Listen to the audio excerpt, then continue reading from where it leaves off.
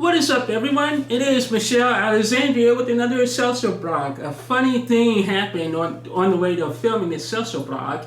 I tried to do this to do my thumbnail, and I forgot there was actually water in here, and it actually went all over my pants and shirt and everything else. It's a mess, people. It's a mess. So anyway, the whole point of this this edition of the Celso blog is to do a little bit of tech therapy on myself. And I can't take credit for the whole tech therapy thing. That's a whole Brian Whisper Status thing. Check out his channel. It's a really good channel.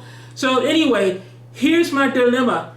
As many of you know, I own an LG C10, a 65-inch that has been fighting with me, but I now finally have it settled to a point where I'm really digging this TV. But I'm having a serious case of I kind of want a 2021 TV, but I really don't want a 2021 TV. So I'm just going to do a rambling video to tell you the pros and cons and my thought processes here. Why I'm going to end up, I'm 90% sure I'm going to end up keeping my C10, and here's why.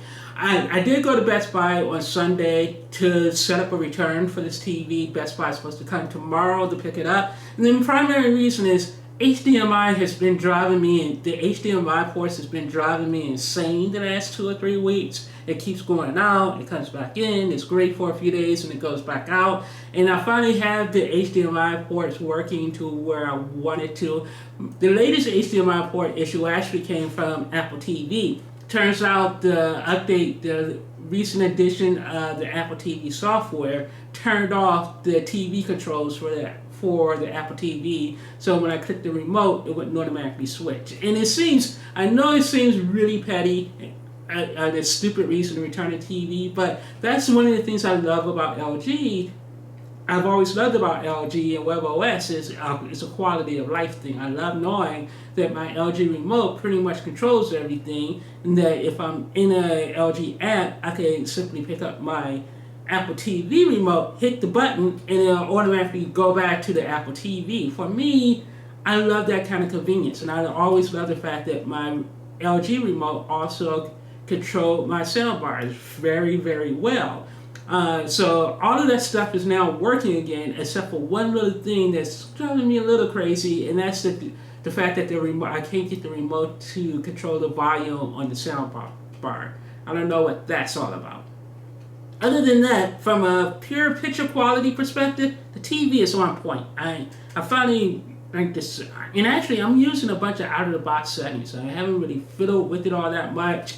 The shadow details, I think the last 2 or 3 updates have made the shadow details really good. I mean, I never noticed the black crush, or don't really care about black crush all that much, but when you look at it, the shadow details are on point now. There's no dirty screen effect. This is a really clean panel. And the question is, and I got an amazing deal on this TV. That's the bottom line. I got an amazing deal on this TV. Out the door, this TV, and again, when I went to Best Buy to return this TV, and I saw the total, I was like, oh my God, I didn't realize I got such an amazing deal on this TV. Because basically I paid $1,700 for the TV. And then because the TV was so cheap and I had my Geek Squad membership, then the Geek Squad protection on this TV was like $259 for 5 years. So basically out the door with taxes, delivery, setup, and all that good stuff, this TV was less than $2,000, like $1,950 is what I paid for this TV. Think about that, $1,950 with 5 years Geek Squad protection, plus they mounted it and everything else. That is a hell of a deal for LG C10. And if I was to return this TV tomorrow, then that means I got to go back to the kabuki dance of trying to find another TV. And 2021 TVs, there's nothing about 2021 TVs that I really like. And let me take a sip of this. The LG and if I return this, there's no way I'll get another LG, I think.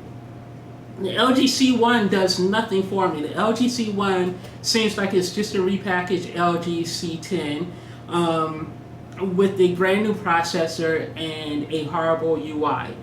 And for me to get the LG C10, I'm assuming the LG C10 will probably come out and probably retail for around $24.99, $2,500. So it's $2,500 plus another $150 in taxes, and Geek Squad protection, which will probably be around $400 or $500 at that price. I would be looking at $3,000 to get an LG C1 that would pretty much just be a very slightly better LG C10. The LG Evo panel, the new G1, I would be shocked if that TV comes in at less than $3,000 for a 65-inch TV, and I think that's a ridiculous amount to pay just to get, a few more points of brightness. And I think they changed their pixel structure, so I think burn-in would also be better as well. But at the end of the day, I will be paying a $1,500 premium for a few extra points of brightness. I don't think it's worth that.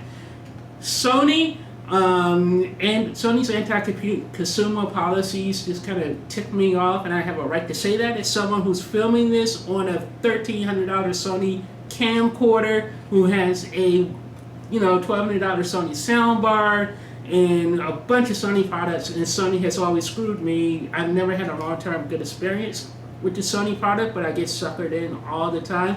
And there are things about the Sony Bravia, I think it's called the XR TVs, that really excite me. There are a few couple of things. The new processor seems really interesting and exciting, and the Bravia Core and the super streaming service that they're doing seems really promising. But the couple of problems I have with that: the super streaming service, I think it only applies to the Bravia Core streaming, that I wouldn't be able to get that high quality bit rate on the other apps on that TV, or at least as far as I could tell. The Stream Plus, or whatever that thing is called, is only going to apply to the Bravia Core. It's not. So if I'm streaming in Netflix or Google or Discovery Plus or anything, I think I'm still going to get the same crappy stream quality that you always get. So unless Sony comes out and tells me, hey, that Stream Plus thing applies to everything, I don't see the point of it. And the Bravia Core, initially I was really excited about that, but then I remember how Sony screwed me on my 4K releases, because they did this crap a few years ago when 4K media first started, where they were like, hey, buy our 4K UHDs and you can redeem in 4K digital, but in very, very small print where you needed a microphone glass. That 4K digital copy was only tied to Bravia TVs, which I thought was utter BS, and it was misleading marketing at its worst, because on the Blu-rays it says digital copies, and you're assuming you can redeem in 4K, but no, the 4K copies only work on Bravia TVs, and that is utter BS. So I still have like 20 or 30 Sony movies that I don't have in 4K HDR, because it only redeemed in HD on iTunes and Vudu and Movies Anywhere. And Sony's not giving us free 4K upgrades to those movies, and I think that's just utter anti-consumer crap. It really is. And then the other thing about this is Sony is still pulling we'll add key features via firmware later updates. So they're like, this TV has VRR and ALLM and all these gaming features, and then in very small print, once again, there's an asterisk that says, we'll add that via firmware later. And how did that work out for the 900H people? Sony spent the entire year promoting the 900H as their gaming TV, and those people, the 900H owners, still don't have VRR. They still don't have ALLM. And the other thing that Sony doesn't tell you is it's only available for HDMI 2.1. It's only available on two ports. And when you think about it, that's not nearly enough ports. Like, say you have and especially when one of those ports is eARC. So unless you have a device or HDMI compatible receiver, then you can effectively only connect up one HDMI device to your Sony Bravia TV, and basically that's going to be, you know, probably your Xbox, because that supports VRR and 4K 120, or your PC. And the PlayStation 5 doesn't even have VRR or 4K 120 support anyway, and they're doing that whole we'll update it later via firmware BS. So basically, it'll probably be the fall before any of Sony's products would actually properly support 4K 120. And I think that's just utter anti-consumer BS. And then if you look at the marketing for Sony TVs, it's the exact same marketing, and actually all of these TVs, it's literally the exact same marketing as last year's TVs. And I'm like, I thought the AI processing last year was supposed to be, you know, intuitive and going into your databases and automatically brightening stuff based on scenes and all this other stuff. And now you're telling me, no, the last year's TVs didn't do all that stuff that you promised. And this goes back to LG's TVs as well. So I'm not just slamming Sony for this. This is LG and Sony and their BS processor and marketing. Like, I am a tech person. I work in tech, so I fully understand how that works, and I believe that stuff works. But from a marketing standpoint, I think it's utter BS that they keep releasing TVs with new processors every single year, where at some point these processors is software. It's not hardware at this point. It is software, and they're just re-releasing the same freaking processors over and over and over again with a new number and maybe a minor software update. Because at some point, these processors should be like doing what they say they're doing in terms of like being able to analyze the scenes for the audio and sound, and then bumping up and increasing the fidelity of those scenes based on their databases. That's exactly what they promised last year, when they're promising it again this year, and they're using the same exact marketing and imaging. And when they show like the before image, I'm like, wait a second, this was the before image last year. Why would I trust your new processor this year if you're telling me that in reality your AI processing did nothing? That's my takeaway from this. I mean, go back to YouTube and watch last year's presentations, and then compare it to this year's presentation. It's the exact same presentation, right down to the same imaging, the same before after image. It's ridiculous. Samsung, those of you who, Samsung is Samsung. I would love Samsung. However, their pricing is ridiculous, and they don't have Dolby Vision. And at this point, I'm not even a huge fan of Dolby Vision anymore. I think HDR10 is better than Dolby Vision. There, I said it. I think HDR10 is a lot better than Dolby Vision. But by the same token, it's just the principle with me that I think Samsung has been obstinate, arrogant, and stupid by not supporting Dolby Vision at this point.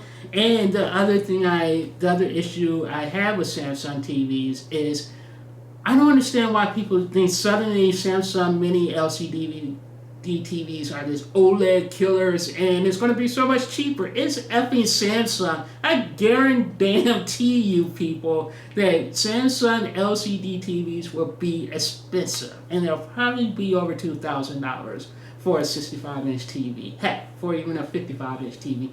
I would be utterly shocked if Samsung came out with reasonably priced mini LCD TVs. And why is everyone suddenly hot for mini LCD TVs this again?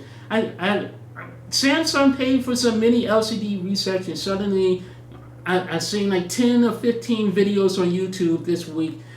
People are like saying, mini LCD, it's going to take over. It's going to be more popular than OLED. It's going to be the OLED killer and all this other stuff. So much better than OLED. We heard the same garbage 2 years ago when TCL was prepping mini LCDs, and I bought into it. I thought this was it, people. This was it. This was going to be the stuff of dreams. And in the last 2 years, TCL has done very little with mini LCDs. And I'm not saying TCL TVs suck, but TCL's mini LCD TVs did not live up to the hype, and it actually proved a point that basically LCD TVs are just trying to be OLED TVs. And if I'm going to spend that kind of money for new technology that's just trying to be OLED, then I would just buy a GD OLED and move on with my life. All this hype around mini LCD TVs is kind of, I roll my eyes at it because we heard this 2 years ago. And it's funny because Samsung produces a marketing report and suddenly everyone's just regurgitating as though it's gospel. And until you can prove to me that mini LCD TVs is a technology that's not going to have the same flaws as regular LCDs, and I'm not even talking about micro, I'm talking about mini. I'm a believer in it, sort of, because I did love my time with the TCL 825 series. It showed a lot of promise and principle and potential, but until I actually see it and see the pricing and all this other stuff, I just can't get too excited about it. You're not going to see me do a million videos hyping it up as though it's going to be the second coming, when at this point we just don't know. We don't know.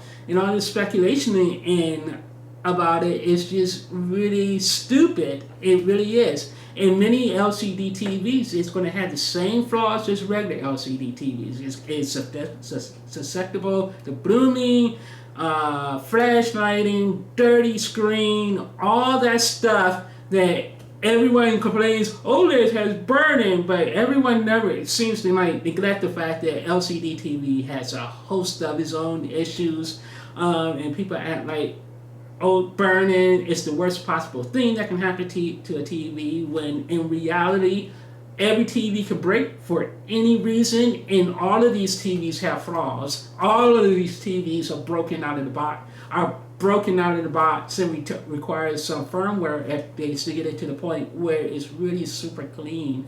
And I think I'm finally, after a year in the market and 3 months of ownership, I think the LG C10 is finally to a place where it's at that reasonable level, and again, for the price. And you're probably asking, well, what about TCL and Hisense? And my response is, what about them? Honestly, because Hisense probably won't be out until July or August, and TCL probably won't have their TVs out until September and October, and both Hisense and TCL have a horrible track record of even being able to produce enough TVs where you can easily buy it. So screw them. I don't really care about them anymore. On paper, yeah, I would love a TCL. I would love a TCL mini LCD 8K TV for $2,000. I would love that, but I'm not going to wait until October or November for it, only to find out it's actually a really disappointing half-baked TV, or even a Hisense that I can't even get anyway. And I'm not going to wait until August for a Hisense to discover that again, I can't even easily get that TV. That's like 8 months away. And plus, if you wait until that October, November, then you're going to be right back into this whole, should I wait now? It's already November, December. These TVs really aren't that good. Should I wait until 2022? CES is in January. And you'll be back to that kabuki dance. And at this point in time, LG C10, not a bad TV for the price I paid. If I paid over $2,000 for this TV, I absolutely probably would return it. But for the full kit and caboodle and the price to performance ratio, I think it's right at a good point. So anyway, what do you guys think? Are you guys excited for the new LG, for the new 2021 TVs? Or are you perfectly fine with your 2020 purchases? Let me know. I will be curious. As always, be kind in the comments.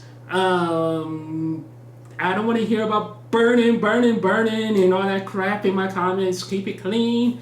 and just have a good time. Talk to you guys later. And here, let me take a sip of my seltzer water that I really, really hate, but I'm trying to, I don't know, do a little bit better. Mm. Oh God, that stuff tastes terrible. So anyway, talk to you guys later. Bye.